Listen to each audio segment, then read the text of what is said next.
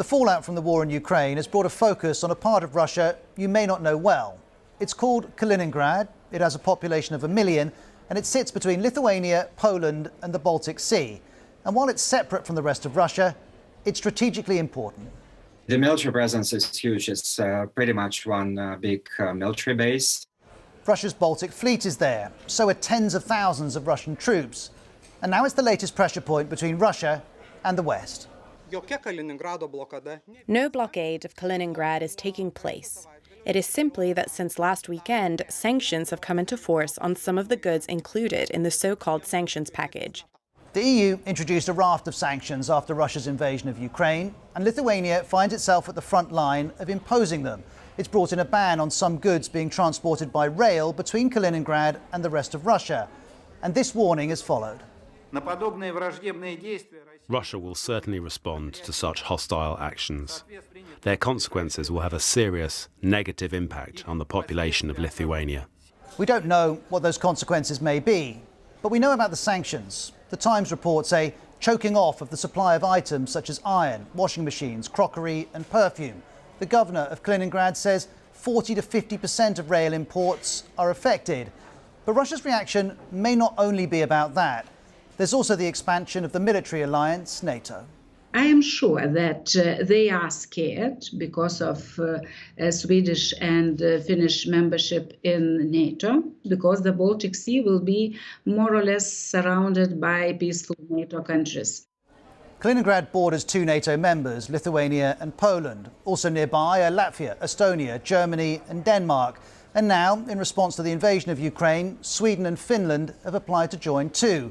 Amongst all of these countries is Kaliningrad and the Russian military. And as tensions rise, there's a tension on the border between Lithuania and Poland. It's known as the Suwalki Gap, and it separates Kaliningrad from Russia's ally, Belarus. Politico has called it the most dangerous place on earth. Now, that may be overstating things, but the broader point still stands. Russia has already invaded one sovereign nation, and one former Russian prime minister and now Putin critic says if Ukraine falls, the Baltic states will be next. And here's the journalist Leonid Ragozin again. In theory, Russia, if it goes to war with the entire bloc of Western countries, it could be targeting this particular area.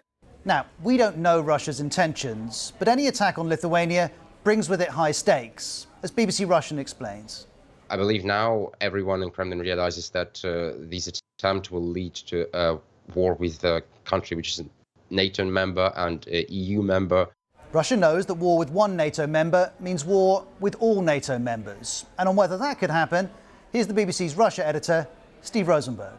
I don't think that is very likely, but the fact that some people are talking about this and pushing for this, that shows just how bad relations have become between Russia and the West. Relations are bad, and they're getting worse. NATO says it's responded by significantly strengthening its readiness to protect and defend all allies. That means battle groups being deployed in Poland, Lithuania, Latvia and Estonia. And so, not for the first time, Kaliningrad finds itself part of a global power struggle that's playing out in Europe. During the Second World War, it was known as Königsberg and controlled by Nazi Germany. Russia, though, captured it. And after the war, it would become Kaliningrad and part of Russia. Now, over 75 years later, Russia's relations with Western Europe are again being reset. And while a military escalation is not expected, there is now a heavily militarized part of Russia surrounded by NATO members and in part by NATO troops. Combine that with Russia's recent statements, and we understand why the focus on Kaliningrad is increasing right now.